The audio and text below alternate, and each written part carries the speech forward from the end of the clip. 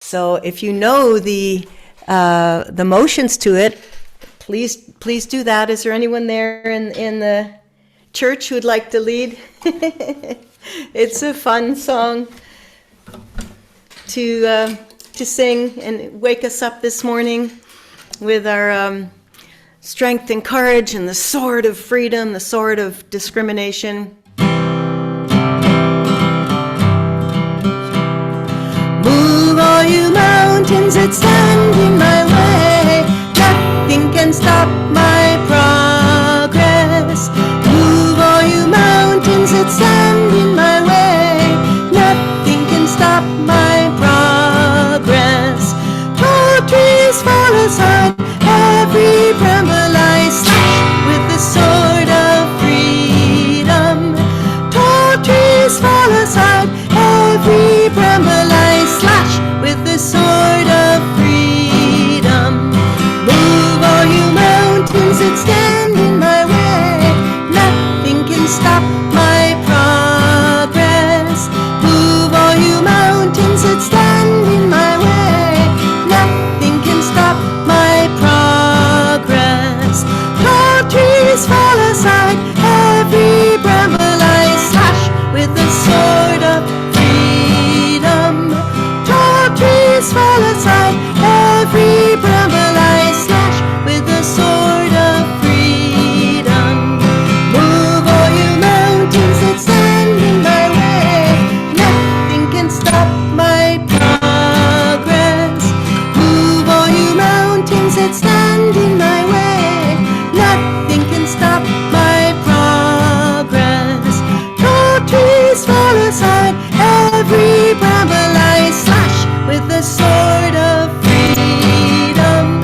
Tall trees fall aside, every bramble I slash with the sword of freedom. Tall trees fall aside, every bramble I slash with the sword of freedom. Tall trees fall aside, every bramble I slash with the sword of freedom.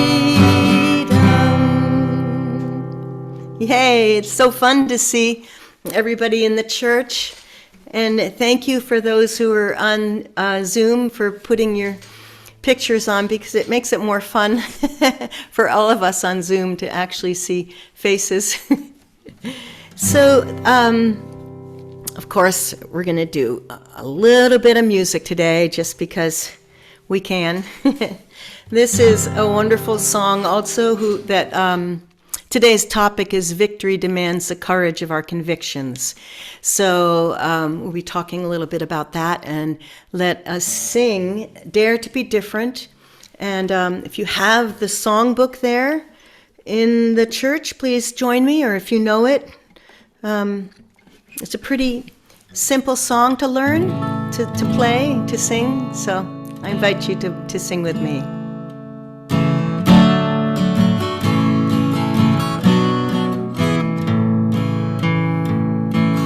Dare to be different, dare to be free, dare to roam far like wind on the sea, fly like a gull, soar high on the air, be strong in your courage when others despair. Never in anger, never in haste, go without pride, be never abased. Freedom is yours if freedom you give to all, give it freely, in freedom you'll live. Mountains that stand up tall to the sky tell us no dreaming is ever too high. Dare to climb boldly, brave that high peak, you'll never know failure if bravely you seek. Dare to be different, dare to be free, dare to roam far like wind on the the sea. Fly like a gull, soar high in the air. Be strong in your courage when others despair. Be strong in your courage when others despair.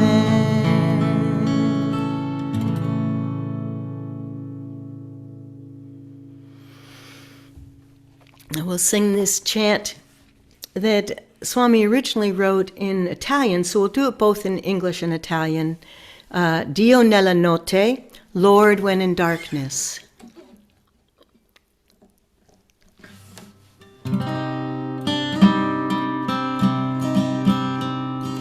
Lord, when in darkness, Lord, in confusion, always I'll follow thee.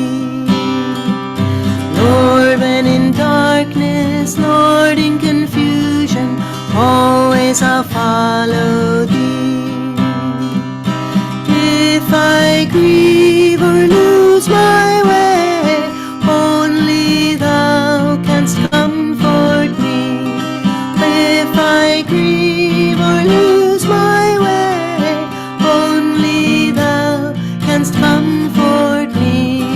All I live for is to love thee, my eternal friend.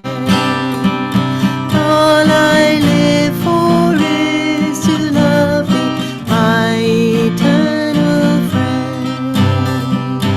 Lord, when in darkness, Lord, in confusion, always I'll follow thee. Lord, when in darkness, Lord, in confusion, always I'll follow thee. If I grieve or lose my way, only thou canst comfort me. If I grieve or lose my way, only thou canst comfort me. All I live for is to love thee, my eternal friend. All I live for is to love thee, my eternal friend. Lord, when in darkness, Lord, in confusion, always I'll follow thee. Lord, when in darkness, Lord, in confusion, always I'll follow thee. If I grieve or lose my way, only thou canst comfort me. If I grieve or lose my way, only thou canst comfort me. All I live for is to love thee, my eternal friend. All I live for is to love thee, my eternal friend. Italiano. Dio nella notte, Dio nel buio, seguirò sempre te. Dio nella notte, Dio nel buio, seguirò sempre te. Quando mi perdo, quando piango, so che tu sei con me. Quando mi perdo, quando piango, so che tu sei con me. Vivo solo per amarti, oh Signore. Vivo solo per amarti, oh Signore. Dio nella notte, Dio nel buio, seguirò sempre te. Dio nella notte, Dio nel buio, seguirò sempre te.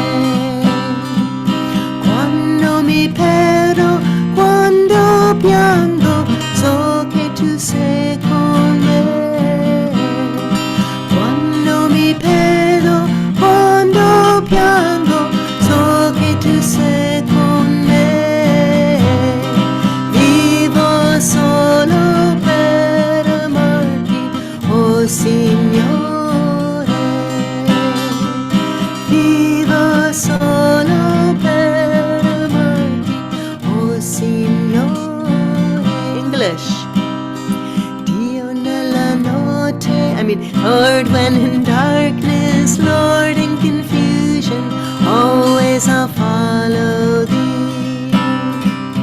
Lord, when in darkness, Lord, in confusion, always I'll follow thee. If I grieve or lose my way, only thou canst comfort me. If I grieve or lose my way, only thou canst comfort me. All I live for is to love thee, my eternal friend. All I live for is to love thee, my eternal friend. Lord, when in darkness, Lord, in confusion, always I'll follow thee. Lord, when in darkness, Lord, in confusion, always I'll follow thee. If I grieve or lose my way, only thou canst comfort me. If I grieve or lose my way, only thou canst comfort me. All I live for is to love thee, my eternal friend. All I live for is to love thee, my eternal friend. All I live for is to love thee, my eternal friend. All I live for is to love thee, my eternal friend.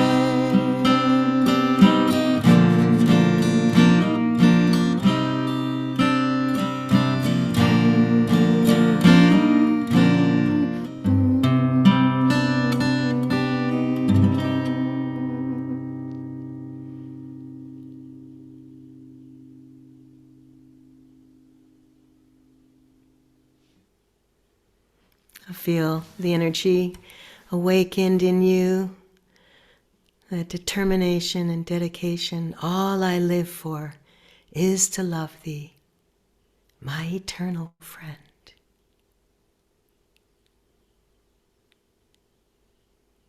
Sitting up straight, let's prepare for meditation.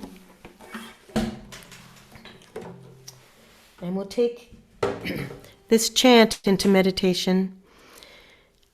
If you don't know the words, you can just listen and absorb. This is God, God, God. Yogananda's poem that Swami Kriyananda put to music, where you can join in on the chorus, God, God, God.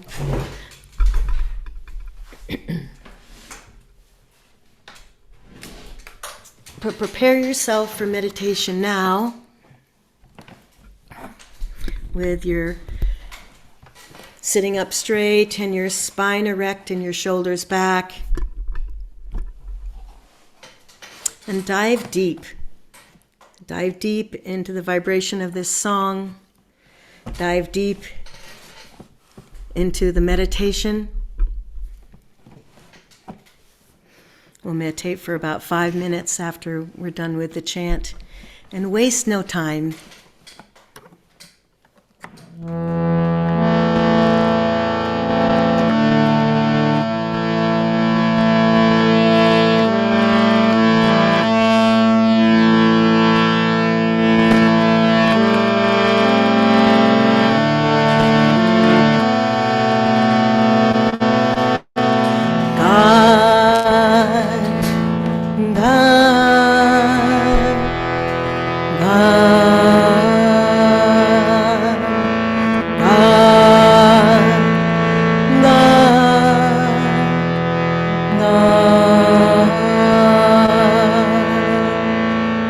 From the depths of slumber as I ascend the spiral stairway of wakefulness, I will whisper,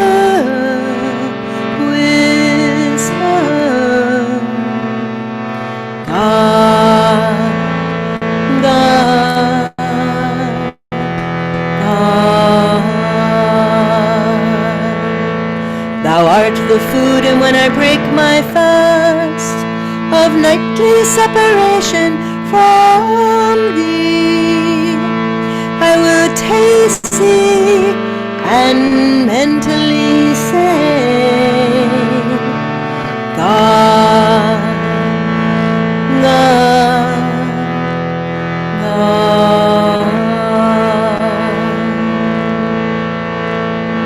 No matter where I go, the spotlight of my mind will ever keep turning on Thee. And in the battle din of activity, my silent war cry will be, God, God, God. When boisterous storms of trial shriek, and when worries howl at me, I will drown their voices, loudly chanting, God, God, God. When my mind weaves dreams with threads of memories, on that magic cloth will I emboss, God, God, God. Every night in time of deepest sleep, when my peace dreams and calls joy, joy, my joy comes singing evermore, God, God, God. In waking, eating, working, dreaming, sleeping, serving, meditating, chanting, divinely loving, my soul will constantly hum, unheard by any, God, God, God, God, God, God,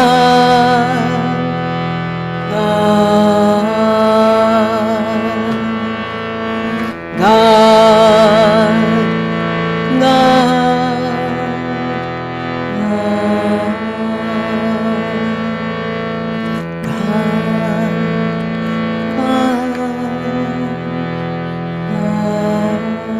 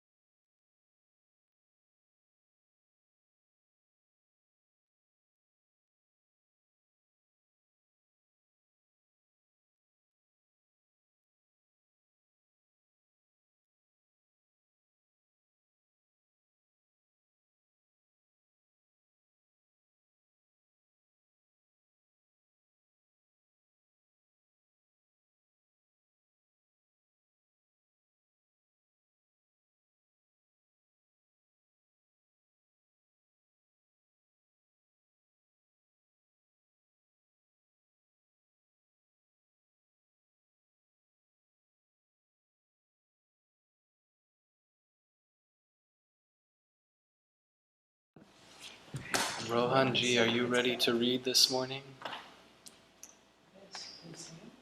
Yes, I am. Can you guys hear me? Yes. Beautiful. Thank you. Truth is one and eternal. Realize oneness with it in your deathless self within. The following commentary is based on the teachings of Paramhansa Yogananda. Jesus Christ said in the Gospel of St. Matthew, chapter 10, "Think not that I come to send peace on earth. Sorry, Kyle, okay, you can hear me. Okay, good. Think not that I come to send peace on earth. I came not to send peace, but a sword. For I am come to set a man at variance against his father, and the daughter against her mother, and the daughter-in-law against her mother-in-law. And a man's foes shall be they of his own household. He that loveth father or mother more than me is not worthy of me. And he that loveth son or daughter more than me is not worthy of me. And he that taketh not his cross and followeth after me is not worthy of me. He that findeth, that is to say, that clingeth to his life, shall lose it. And he that loseth, in other words, that giveth up his life for my sake, shall find it. God tests the firmness of our faith. The sword described here is the sword of discrimination. The struggle Jesus describes is not a war against unknown enemies, but the struggle with our own attachment to all that is nearest and dearest to us, humanly speaking. Ultimately, it is a war against the ego itself and against anything with which we surround ourselves to bolster the ego's fragile sense of security. When Yogananda, as a boy, fled to the Himalayas to embrace a life of solitary meditation, he was apprehended by his older brother Ananda and brought home again. At a certain point, before he would accept defeat, he whispered to his friend Amar, his companion on the flight, "Let us slip away when the opportunity offers. We can go on foot to Rishikesh." But Amar, whose brother had accompanied Ananda, had turned pessimist, disclaiming any intention of continuing their adventure. Yogananda's memorable comment on Amar's refusal was, "He was enjoying the familial warmth." The spiritual warrior rejects that familial warmth. Rather, he claims the whole universe as his home. As the Bhagavad Gita puts in the 14th chapter, unaffected by outward joys and sorrows, or by praise and blame, secure in his divine nature, regarding with equal gaze a clod of mud, a stone, and a bar of gold, impartial towards all experiences, whether pleasant or unpleasant, firm-minded, untouched by either praise or blame, treating everyone alike, whether friend or foe, free from the delusion that in anything he does, he is the doer. Such an one has transcended nature's triune qualities. Thus, through Holy Scripture, God has spoken to mankind. Om. Om. Om.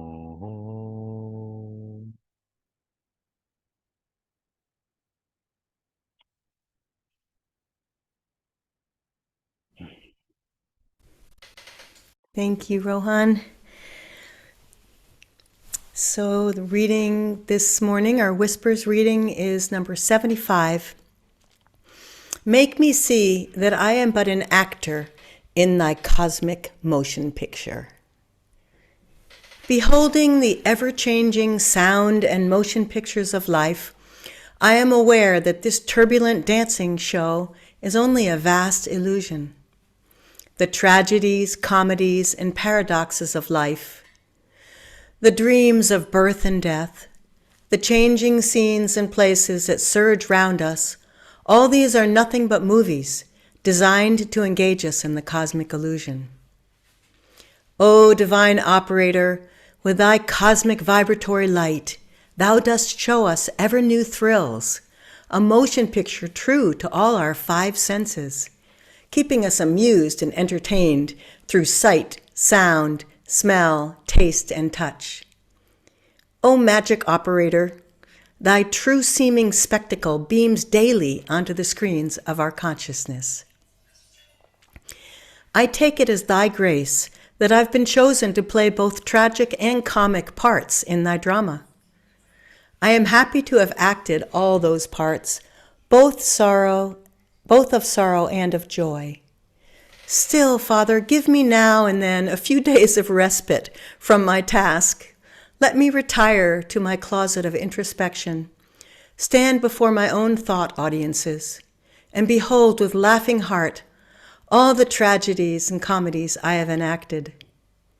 Teach me to look upon all that happens in my life with a pleased, interested attitude, that at the end of each episode, no matter how sad or difficult, I may exclaim, "Ah, that was a good show, full of thrills, suspense, and excitement.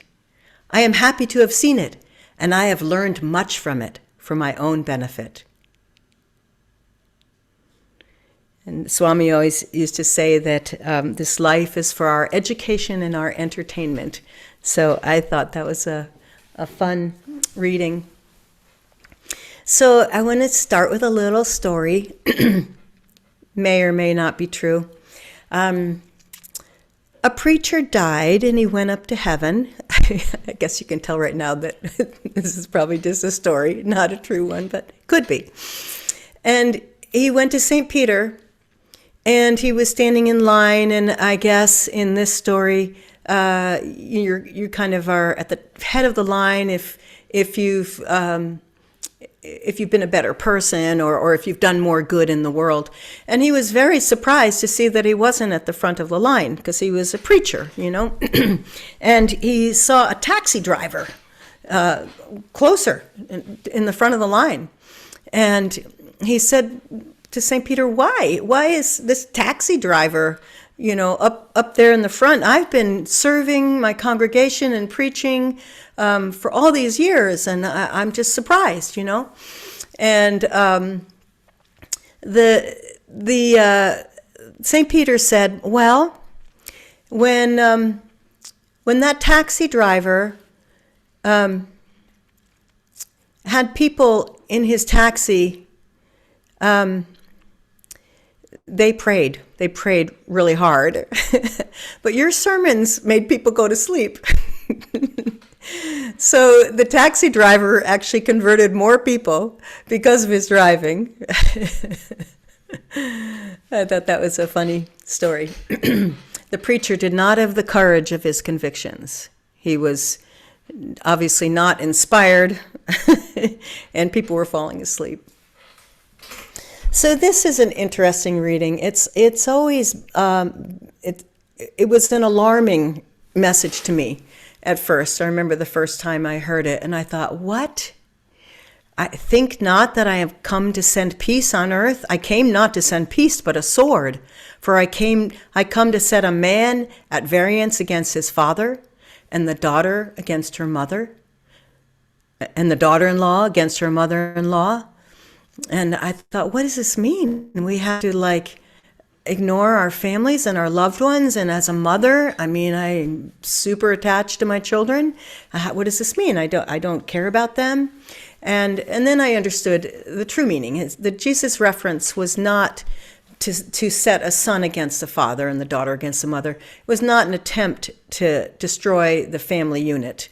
It was simply an effort to inspire his disciples to sever with the sword, their emotional attachment to everything and everyone.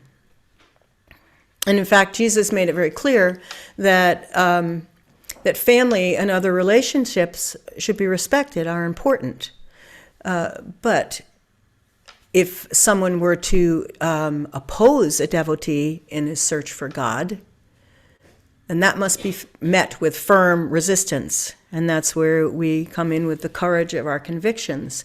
If we have families who are questioning our decisions to be living a spiritual life and attempting to find union with God, then it's not that we should, cut them off, but we have to maintain a certain sense of discrimination. And so it's not like Jesus was a revolutionary in this, he came to start a war between, no, it was, the sword equals determination, and our determination, the determination that's needed to find God and to do battle with our delusions and our desires and our attachments.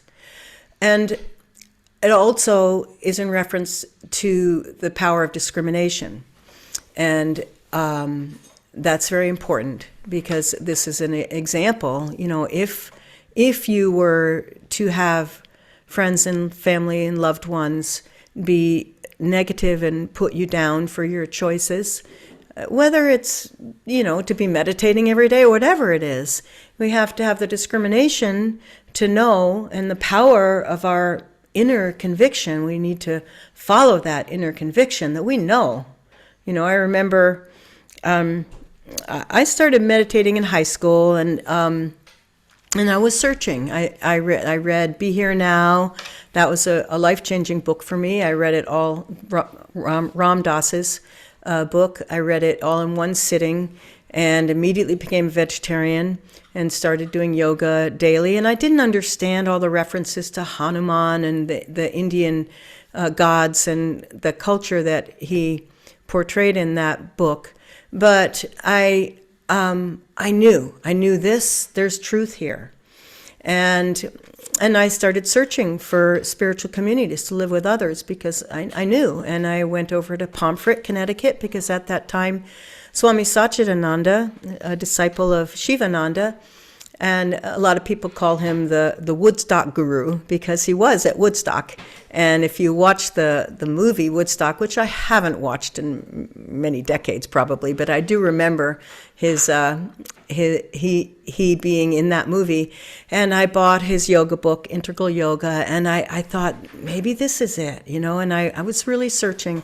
But when I read the autobiography, and the first time I went into one of Master's temples in Encinitas, and then met Swami a few weeks later, Swami Kriyananda, there was no doubt. I didn't even need the courage. I was convinced. My conviction was strong, and I didn't need anybody's approval. And I also wasn't going to try to proselytize to my family. I just kind of kept it quiet and kept it separate, kept loving my family and supporting them as best I could, while still doing the best I could to live a spiritual life. There's another quote of Swami. God tests the firmness of our faith. The sword described here is the sword of discrimination.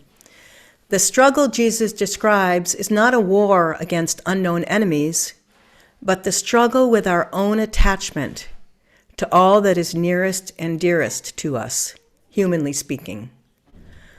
Ultimately, it is a war against the ego itself and against anything with which we surround ourselves to bolster the ego's fragile sense of security.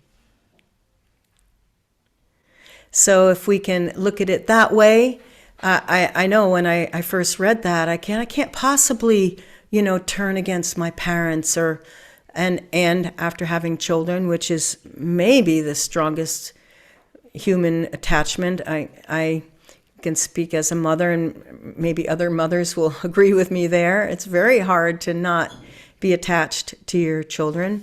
But God is not asking us, Jesus is not saying here to let go of these things. He's just saying we need to make God our first priority in our lives. And when we are able to make God our first priority, which requires that we use the sword of discrimination and determination, we find that we can actually relax more on a deep level, because we're not fighting, we're no longer fighting against our soul's true desire. The soul wants God, the ego wants worldly satisfaction and affirmation.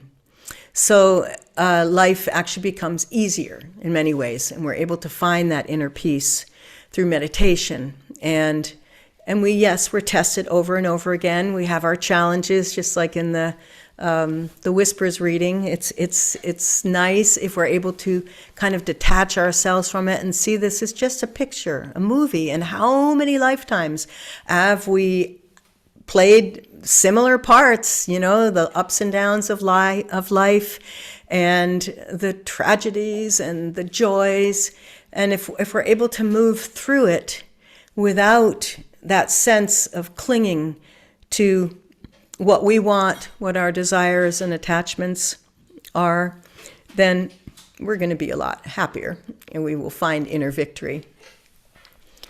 So I think it's interesting, the two readings, the Bible reading, it places a very strong emphasis on austerity. It's a pretty strong reading. But he doesn't equate austerity with harshness, but with unswerving dedication to God and to the divine search. Meanwhile, the Bhagavad Gita passage expresses more of a positive side of that austerity. Unaffected by outward joys and sorrows, or by praise and blame, secure in his divine nature, regarding with equal gaze a clod of mud, a stone, and a bar of gold, impartial toward all experiences, whether pleasant or unpleasant, firm-minded, untouched by either praise or blame, treating everyone alike, whether friend or foe, free from the delusion that in anything he does, he is the doer. Such an one has transcended nature's triune qualities. It's so beautiful, isn't it? Because it's not saying you need to walk away and go up into a cave and forget about life.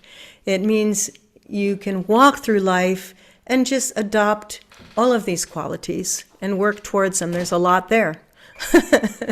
To be unaffected by joys and sorrows, or by praise and blame, and to be secure knowing that you are a divine child of God, and looking equally at mud or gold.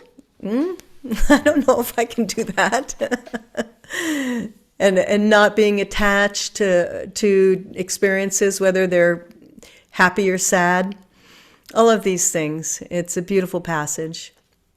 And it's, again, it's not fanatic, and it's not exaggerated self-discipline. It is something we can aspire to. You could even make a list, a daily list of all those qualities if you read this passage again, and kind of check off, okay, today I did well with that one. I didn't plunge down in despair when I was criticized, or, whatever it is that is your trigger. You can kind of take an ongoing tab and see. Now, I've been on the path for many, many years. I first came to Master, it was 46 years ago now in December, and then shortly after to Swami and Ananda. And sometimes I feel like I'm not making any progress. My New Year's resolution, I'll write it down and I'll look back and I'm like, wait, I've been saying this same thing for the last 20 years. And same within our purification ceremony, where we write down the qualities that we're wanting to burn up, or the qualities that we want to take on. And more often than not, I'm trying to burn up my desires and attachments. And recently, I had an experience where it was a hard thing to go through, but I saw, wow, I have made progress because it didn't plunge me into that self-doubt. I had the inner conviction that, no, I'm clear on what I need to do. And if somebody else doesn't agree with that, I feel that this is between me and God. And not to say that you don't listen to advice or suggestions from your mentors or people that you look to and respect and have great admiration for. But you can do both. Again, you can love your children without having them be the be all and end all of your life.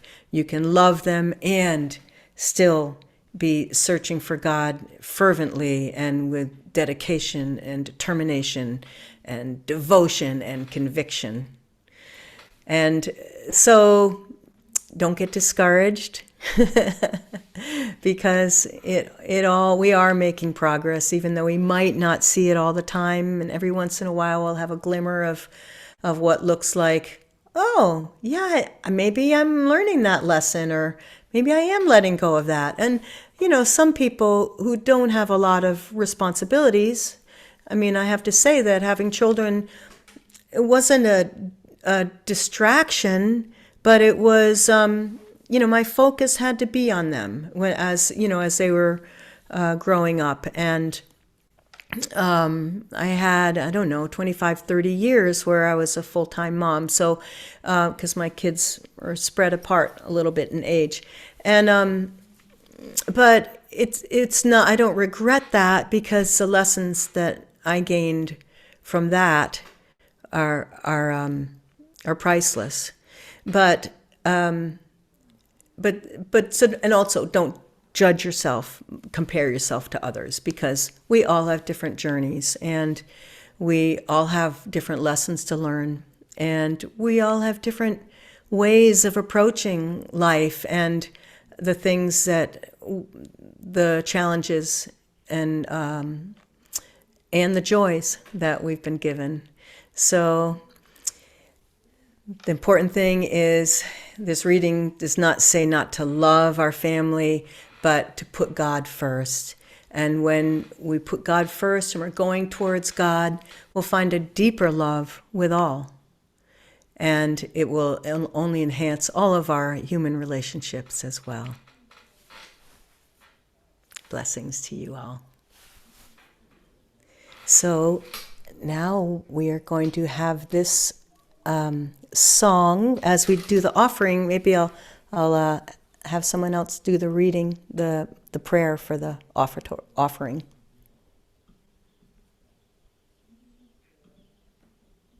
Please take what you would like to give, place it in your right hand, and repeat after me. Divine Mother, we offer to thee the fruit of our labors. Bless this offering, that it serve as a channel of thy light to truth-seeking souls everywhere.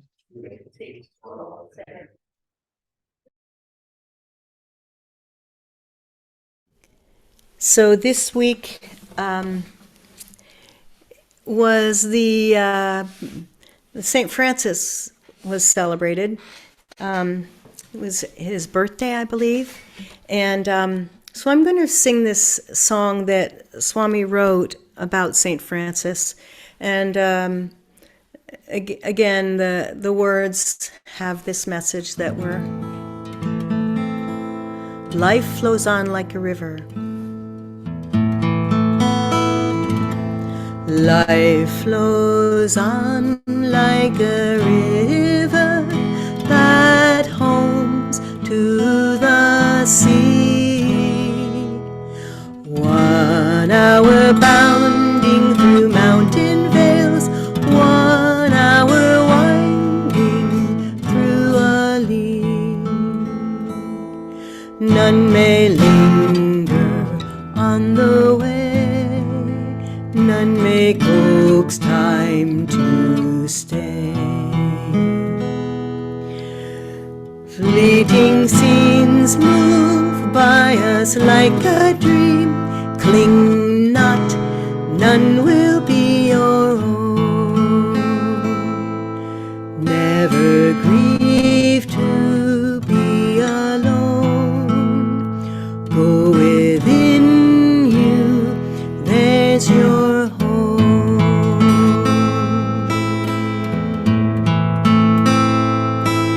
Life flows on like a river that homes to the sea. 1 hour bounding through mountain vales, 1 hour winding through a lea. None may linger on the way, none may coax time to stay. Fleeting scenes move by us like a dream. Cling not, none will